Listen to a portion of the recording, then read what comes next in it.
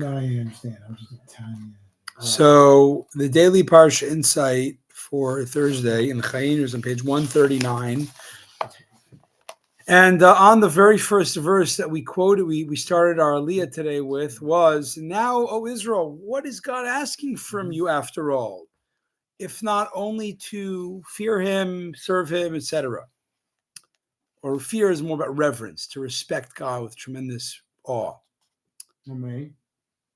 So when God said this reverence that God's asking us, what's the reverence? What does it mean, reverence of God? What do you mean you fear? What do you mean someone fears God?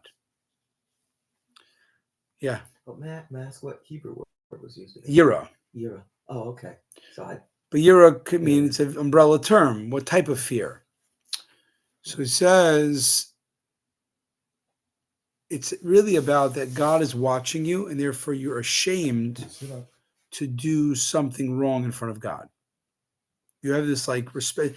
Imagine you're in the presence of a righteous sage. You wouldn't want to be. You'd be embarrassed. I'm going to be such a. Now the problem is, seemingly, this is easier for someone like Moshe to always feel God is watching and there, the presence. But most of us we're unconscious to that, to seeing God's presence. So how could you activate constant awe, respect, and shame to do anything in the presence of God if you don't feel the presence of God? But somewhere he slipped up, though. Not for now.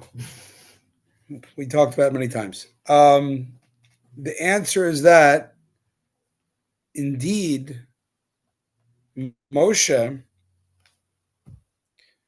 is the paradigm of somebody who lives with God, he's a prophet of all the prophets, a prophet's prophet. Wow. And he, by definition, a lot more constant awareness of God's presence.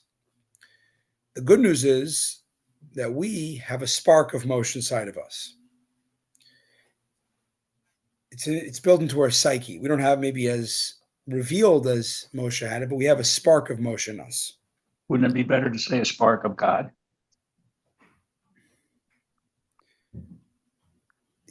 So the answer, very short, under 30 seconds, is that everything is God. Everything is God. So the problem of saying, when you say spark God, it becomes too umbrella of a term. So you can't get the specifics. So yeah, it is correct. We are a spark of it. We have a soul that is a part of God.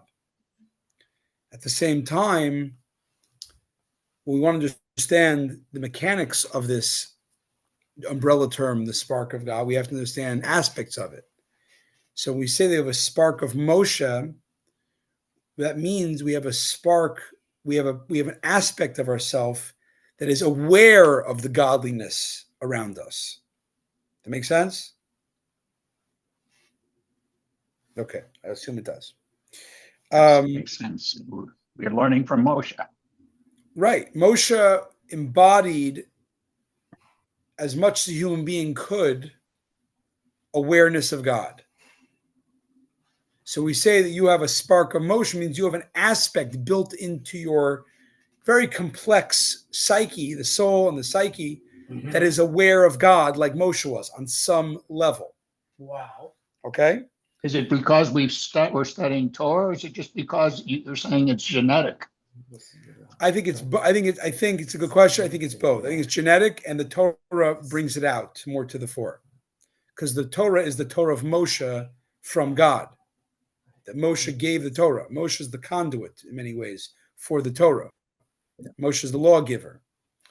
So, in other words, he's the human being refinement that can be aware of God. So both genetically, epigenetically, and also his masterpiece, or not his, but the Torah that he was a channel for, is the process of revealing that genetic inner Moshe spark, which is the reverence of God's presence.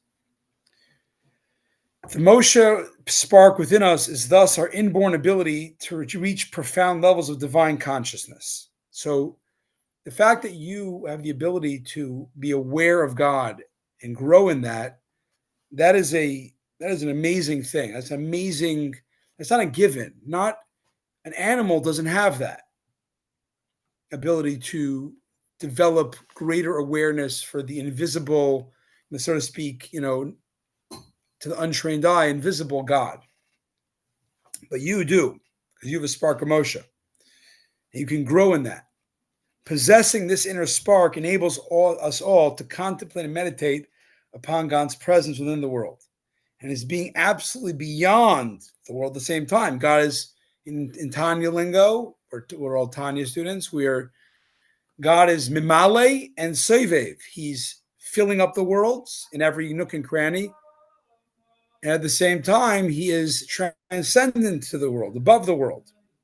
And you could have a real awareness of both, that God is in the sunset, in the grass, in the trees, and God is also utterly beyond all that at the same time, and thereby awaken a profound awareness of his presence.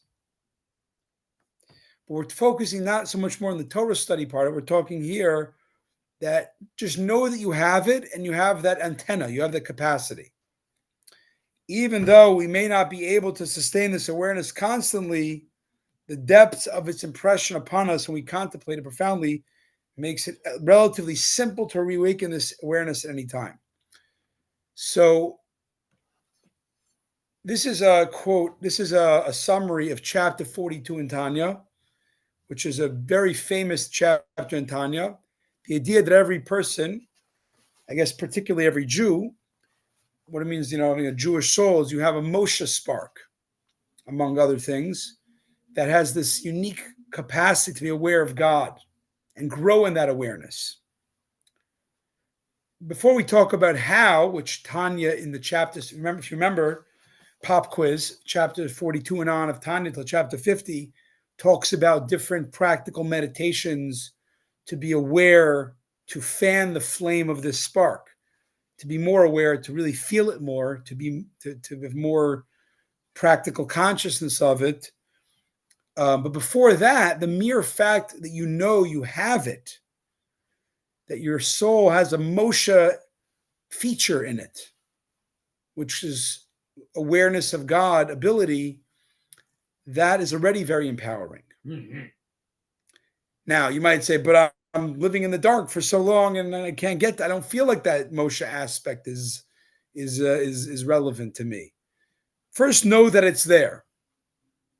And then 2, learn a little bit of Tanya, chapters 42 and on, for ways to help you meditate, to contemplate that. The daily mitzvah is on page 131. The 114th prohibition of the book of mitzvahs is that we are forbidden from shearing wool from sanctified animals for sacrifices. As it says in Devarim 15:19, you do not shear your firstborn